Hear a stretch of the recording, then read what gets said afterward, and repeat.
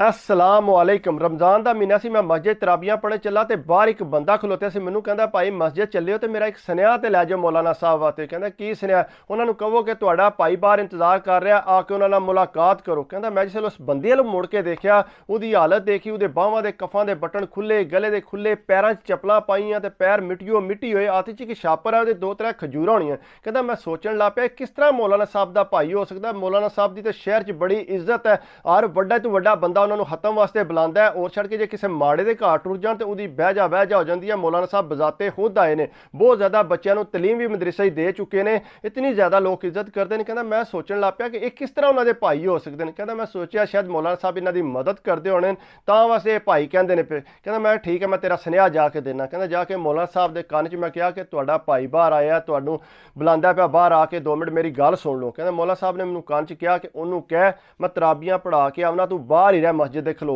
कहना मैं ठीक है। कहना मेरी तो मौलाना साहब की आपस बहुत ज़्यादा अंडरस्टैंडिंग है। मैं बाहर जाके उन्होंने कहा कि मौलाना साहब कहने तू इत्थे इंतजार कर, मैं तराबियां पढ़ा के तो फिर बाहर आके तेरे नाल गल करना। कहना मैं तराबियां पढ़न चला लेकिन मेरा दिल ना मनिया पढ़न ते। कहना मैं उन्होंने कहा कि आओ भाई तुसी मेरे घर चलो, जिसे तराबियां खत्म होवणगियां तो फिर असी इत्थे आ जाएंगे। उन्हें आख्या नहीं मैं इत्थे इंतजार करो। उन्हें आख्या तुसी फिक्र ना करो, जिसले दुआ मंगदे तो आवाज़ आती है साढ़े घर, तुसी चलो मेरे नाल। कहना मैं उन्होंने लैके अपने घर टुर गया, जाके अपनी वाइफ नूं आख्या कि रोटी बनाओ। कहना उन्हें रोटी बनाई तो रोटी खाण लग पे। मैं कहा तुसी नहा लो अगर नहाना। कहना नहीं नहीं मैं ठीक हाँ। कहना मैं तुहाडे कोल एक जाती सवाल पूछा। उन्हें आख्या पुछो की पूछना चाहते हो। उन्हें आख्या वाकई मौलाना साहब तुहाडे भाई ने? उन्हें आख्या बिल्कुल असी इक्को बाप की औलाद हाँ। उन्हें आख्या फिर किस तरह तुहाडी ये हालत है? मौलाना साहब तो रोज़ नवी शेरवानी पाते हैं, नवे कपड़े पाते हैं, तुहाडी हालत तो लगते नहीं तुसी उन्हां दे भाई, पूरा शहर उन्होंने जानता है। कहना बस इंज ही होंदा, कहता असी दोए इक्को प्यो की औलाद हाँ। तो इंज होया सी कि मेरी जिहड़ी हल है वो मौलाना साहब नूं अपने घर लै गई सी, जाके उन्होंने मदरसे दाखिल करा लिया सी। 3 साल मौलाना साहब उत्थे तलीम हासिल करते रहे। तो मैं अपने घर जिहड़ा डंगर चगांदा सा, नाल मेरे वालिद साहब भी इसे तरह ही जाते सी डंगर चगाण, लेकिन पिंड च साडी बहुत ज़्यादा इज्जत आई। 3 साल बाद जिहड़े मेरे वालिद साहब फोत हो गए तो वालदा ने इन्हां नूं घर बुला लिया। उन्हें कहा तुसी घर वापस आ जाओ क्योंकि मैं कल्ला सा। कहता जिसे घर लिया तो कहता वालदा मैं तलीम हासिल करना चाहना मदरसे की। उन्हें कहा ठीक है तू तलीम हासिल कर लै। कहता मैं उस तरह माल डंगर चगांदा रहा, ये तलीम हासिल करते गए, आस्ता आस्ता करद्या करद्या असी वड्डे हो गए। तो उस तरह मौलाना साहब नूं अपने पिंड च जिहड़ा इमाम मस्जिद वास्ते उन्होंने लोगों ने रख लिया। जिसे रखिया तो इन्होंने काफ़ी लोग ज़्यादा इज्जत देण लग पे, आवाज़ भी बहुत अच्छी सी इन्हां दी। कहता इस तरह करके साड़ियाँ फिर वालदा ने शादियाँ कर दित्तियां। जिसले शादियाँ हुई ने तो मौलाना साहब जिहड़ा अपने जाती लादा घर च रहन लग पे, लेकिन वालदा बहुत ज़्यादा बुढ़े हो गए सी। मौलाना साहब ने यह नहीं किया कि मैं अपनी वालदा नूं जिहड़ा अपने नाल लै जाना। कहते वालदा बहुत ज़्यादा बीमार हो गए। मैं उन्होंने कहा कि इंज करो कि वालदा नूं जिहड़ा ना तुसी अपने कोल रख लो, मेरे च इतनी गुंजाइश नहीं। कहना मेरे माल डंगर भी ज़ाया हो गया काफ़ी, मेरे को इतना माल डंगर नहीं सी सरमाया कि मैं अपनी वालदा की खिदमत कर सका। जो कुछ मेरे को होंदा सी कहना मैं करदा सा।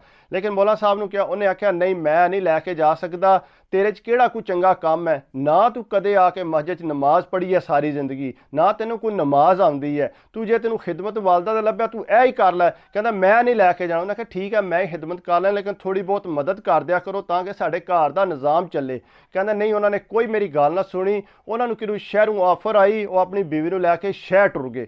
कहते शहर गए ने जिस टाइम उत्थे, तो उस तो बाद काफ़ी अरसा साढ़े घर वापस ही नहीं आए। एक दिन वालदा को मैं बैठिया सा, कहते बेटा तेनों एक गल दसनी है। मैं पूछा कि वालदा दसना चाहते हो?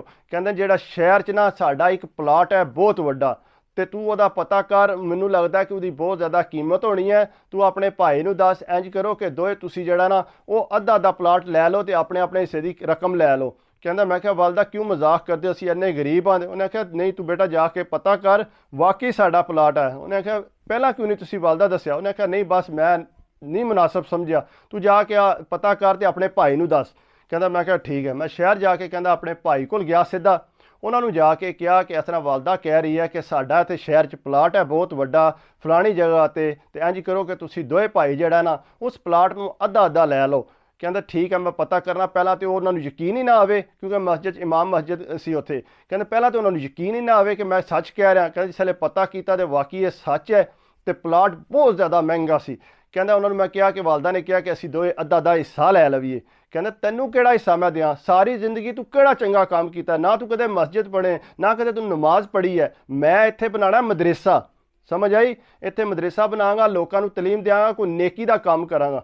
उन्हें आख्या तुसी अपनी जगह तो मदरसा बना लो, तो जिहड़ी मेरी जगह उहदा मैनूं हिस्सा दे दिओ। ਉਹਨਾਂ ਆਖਿਆ ਤੈਨੂੰ ਕੋਈ ਹਿੱਸਾ ਨਹੀਂ ਦੇਣਾ, ਮੈਂ ਆਪੇ ਵਾਲਦਾ ਨਾਲ ਆ ਕੇ ਗੱਲ ਕਰ ਲਓ। ਉਹਨੇ ਆਖਿਆ ਠੀਕ ਹੈ ਵਾਲਦਾ ਨਾਲ ਤੁਸੀਂ ਆ ਕੇ ਗੱਲ ਕਰ ਲਓ। ਕਹਿੰਦਾ ਮੈਂ ਵਾਲਦਾ ਦੇ ਸਾਹਮਣੇ ਹੱਥ ਜੋੜ ਕੇ ਨਜ਼ਰਾਂ ਥੱਲੇ ਕਰਕੇ ਖਲੋਣਾ, ਜੋ ਵਾਲਦਾ ਕਹਿ ਦਿੰਦੀ ਹੈ ਉਹ ਹੀ ਹੁੰਦਾ, ਮੈਂ ਦੂਜੀ ਗੱਲ ਨਹੀਂ ਕਰਦਾ। ਕਹਿੰਦਾ ਮੈਂ ਵਾਪਸ ਆ ਗਿਆ, ਮਗਰੋਂ ਆ ਗਏ ਮੌਲਾਨਾ ਸਾਹਿਬ ਵੀ ਆਏ ਤੇ ਵਾਲਦਾ ਦਾ ਪੈਰ ਚੁੰਮ ਕੇ ਹੱਥ ਚੁੰਮ ਕੇ ਤੇ ਥੋੜੀ ਦੇਰ ਬੈਠੇ ਤੇ ਵਾਲਦਾ ਨੇ ਲਿਆ ਕੇ ਫਰੂਟ ਦਿੱਤੀ ਉਹਨੇ। ਵਾਲਦਾ ਉੱਠੇ, ਉਹ ਫਰੂਟ ਚੁੱਕ ਕੇ ਬਾਹਰ ਜਾ ਕੇ ਬੱਚਿਆਂ ਸਾਰਿਆਂ 'ਚ ਵੰਡ ਕੇ ਆ ਗਏ।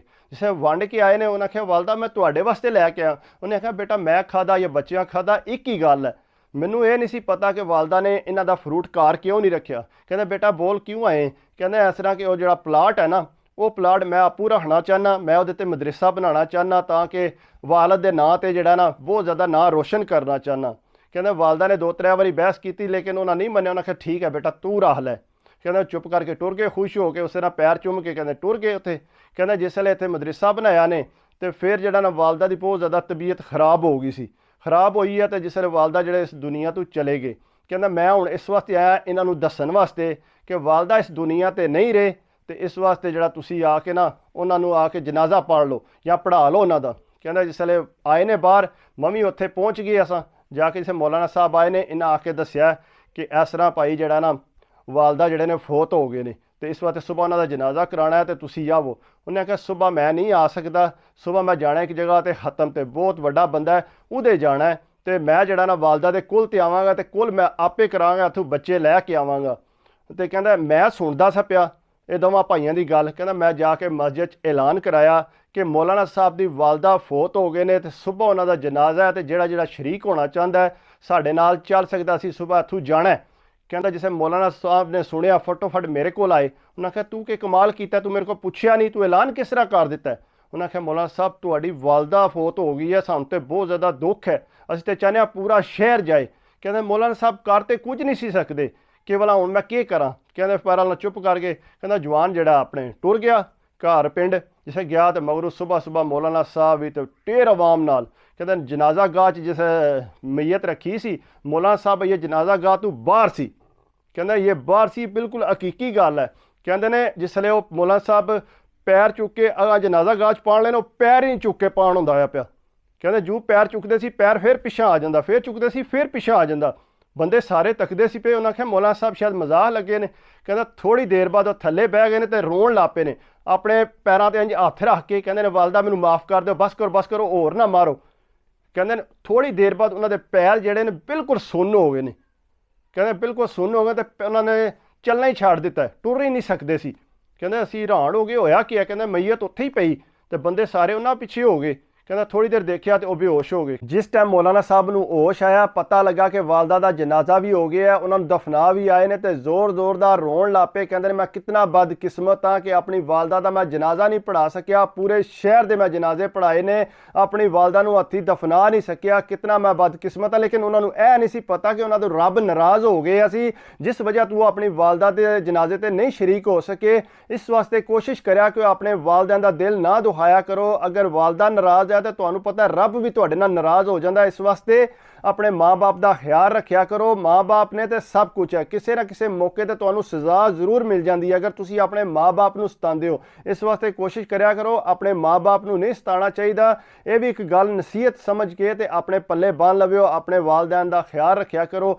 ਅਗਰ ਮੇਰੀ ਗੱਲ ਅੱਛੀ ਲੱਗੀ ਹੋਵੇ ਤੇ ਪਲੀਜ਼ ਯਾਰ ਲਾइक कराया करो, कमेंट्स कराया करो, सबसक्राइब कर दियो तो दिल खुश होता है। लेकिन अगर कोई छोटी मोटी गलती हो जाए तो उन्होंने इग्नोर कर दिया करो, माफ़ कर दिया करो। इतना प्रोफेशनल नहीं कि मैं तुम्हें बिल्कुल परफेक्ट वीडियो बना के दिया। अगर मेरी वीडियो अच्छी लगी हो तो प्लीज़ यार सबसक्राइब कराया करो। लेकिन अपनी सेहत का भी लाजमी ख्याल रखा करो। सेहत है तो सब कुछ है। दुआवां जी याद रखियो। अल्लाह हाफिज़।